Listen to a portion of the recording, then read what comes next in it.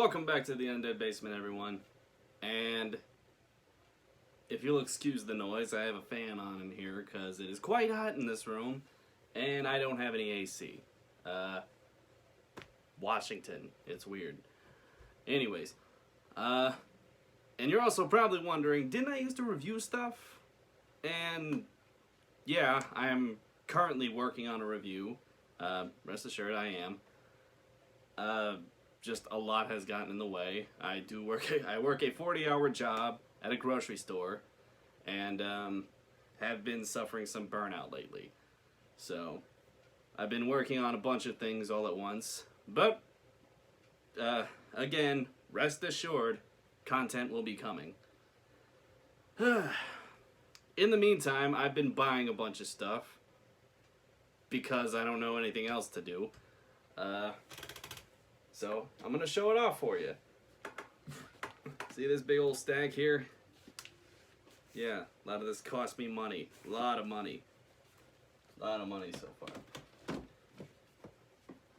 But yeah, a lot of the stuff lately, I've been buying a lot of Japanese type stuff lately. Tokusatsu shows, Chambara movies. Chambara meaning samurai. Well, I'm not sure what it means, actually. I'll probably correct myself in the comments, or one of you probably will.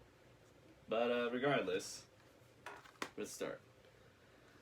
My first pickup, I got Starfleet on Blu-ray. You will probably not hear the Brian May music video in here because I'm not getting claimed. Anyways, if you don't know what this is a Tokusatsu series from Japan. Created by Go Nagai. I did not know that. Go Nagai, who also created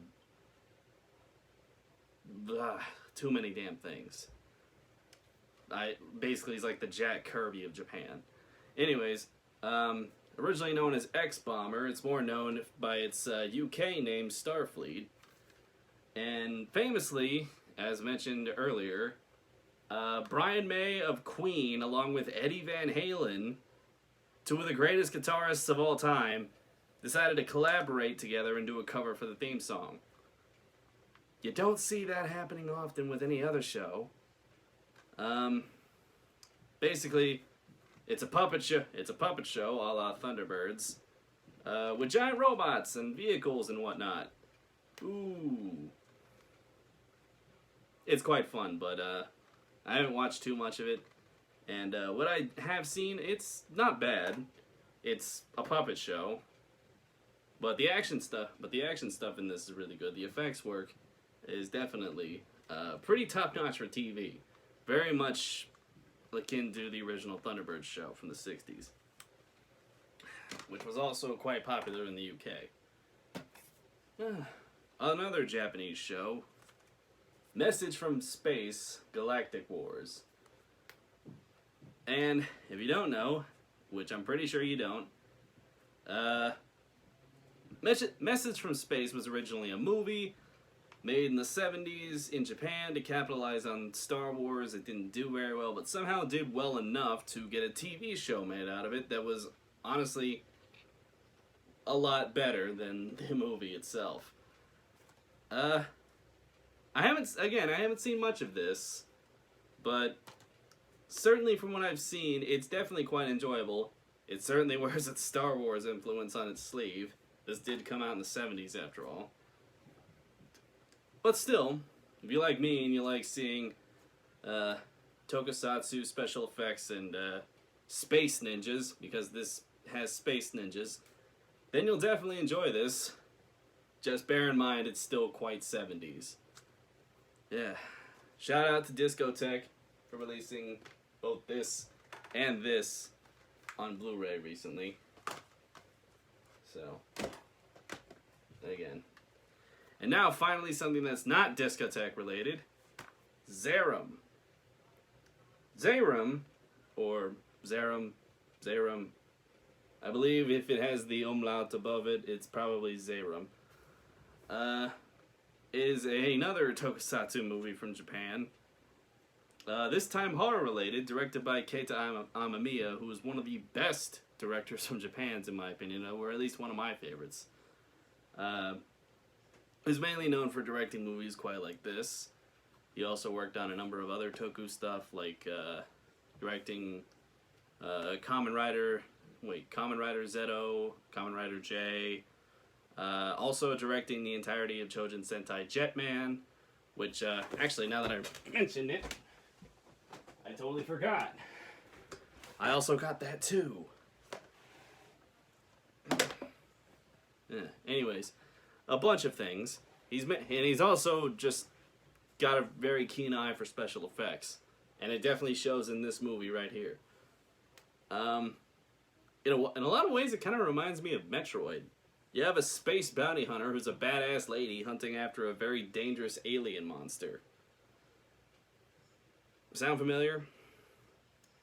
Yeah, definitely quite an enjoyable film. There is a sequel. I have not gotten the sequel. There's also an anime, an OVA spin-off that's actually a prequel that I've seen but I do not own. I will change that eventually. And, yeah. So far, though, really dig this movie. Now on to something I meant to show off in my last pickups video. Fright Night. The original 1985 Fright Night. This is easily, without a doubt, top 3 favorite vampire movies. I'd say it's about maybe, yeah, top 3 top 3 behind something like, say, Blade or From Dusk Till Dawn. Always had a soft spot for this movie. I remember when the remake came out. I'm not too big on it, but it's not bad. I know Anton Yelchin's in it. He's fine. He's Anton Yelchin. I had not really seen too many things with him in it prior to his death, outside of the Star Trek movies that he was in. But I can't really say anything about Anton Yelchin. And also the guy who played Fogel from Superbad is also in here. Wait, no, not in here. What?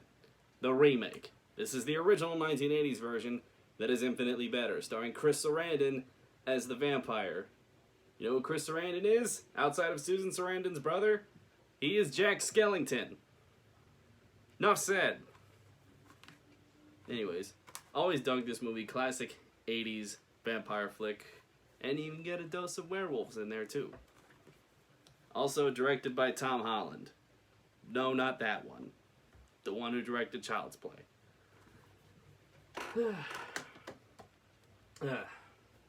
Anyways, didn't really have much to say about Fright Night. But I do have a lot to say about this. One of my all-time favorite films, True Romance, from Arrow Video. This is the UK version of this Blu-ray. Thankfully, my player is multi-region, so it'll play it. And I just love the look of this box. It comes with, outside of the standard box set, it comes with the Blu-ray has a reversible cover. It comes with art cards, an essay, a whole bunch of shit. A book, a poster,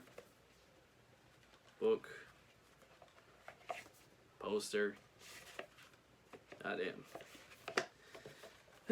I know there's a 4K release of this coming sometime soon. I'm not sure when, but I don't think I'll need it because this suits me perfectly fine. Yeah, True Romance. It's a movie directed by Tony Scott and written by Quentin Tarantino in one of his earliest films, technically. I'm not really sure if I can count this as either a Tony Scott or a Tarantino film. It's definitely both of them at the same time. Yeah, this was right after Reservoir Dogs, but he sold the rights to the script, Tarantino did, to Tony Scott in order to make Reservoir Dogs, and the rest is history.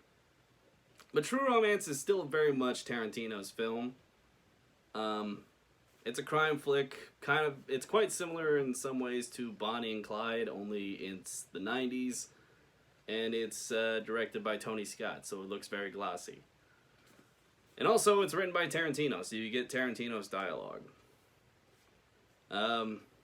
But yeah, I love this movie. One of my favorites of the 90s. Excellent cast. I mean, look at that cast. It's Kristen Slater, Patricia Arquette, fucking Dennis Hopper, Christopher Walken. Oh, goddamn. Val Kilmer, Gary Oldman, Brad Pitt. I mean, I keep going, but there's too many names to mention in this movie that are, like, fucking awesome. Yeah, I love True Romance. And this Blu-ray set is awesome. Shout out to Arrow Video. Now on to some anime. I got this today at a store. I got the entire series of the classic 80s mech anime Dan Kuga.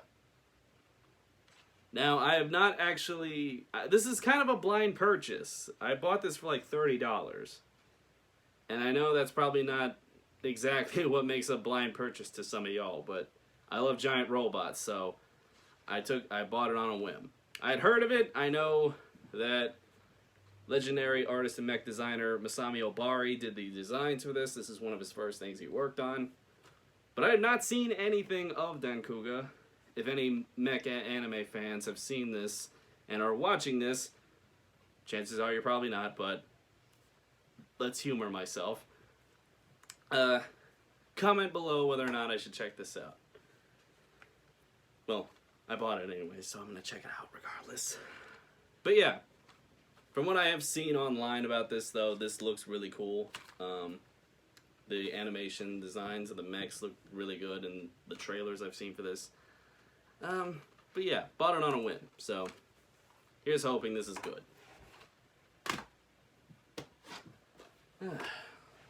And well, the last, but certain, well, no, I still got a bit more to go. Yeah. The Shogun Assassin movies, or at least the first three. There we go. Yeah, I got the first three Shogun Assassin movies. I got all of these today at the same shopping trip. If you don't know what Shogun Assassin is, it was an American re-edit of the first two Lone Wolf and Cub movies. And honestly, I kind of prefer this over the first two Lone Wolf and Cub movies. I don't know, it just flows better, and I think it's a surprisingly good edit job. But the other movies, Shogun Assassin 2 and 3, and there's a fourth movie, but I don't have it, are basically just straight English dubs of the rest of the movies. They just skipped over the first two. But yeah, I saw the first Shogun Assassin many years ago.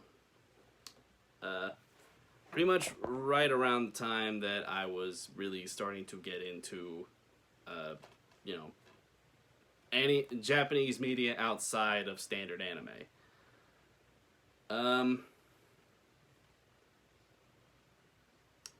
Don't really have much else to say, honestly. It's a really fun and gory action flick. If you like ninjas, if you like samurai, definitely check this out. This is excellent. And also check out the other movies. And check out the original Lone Wolf and Cub series. If you can afford that $100 Criterion Collection box set on Blu-ray. But still, really good stuff. But I do have a little bit more. Get in there.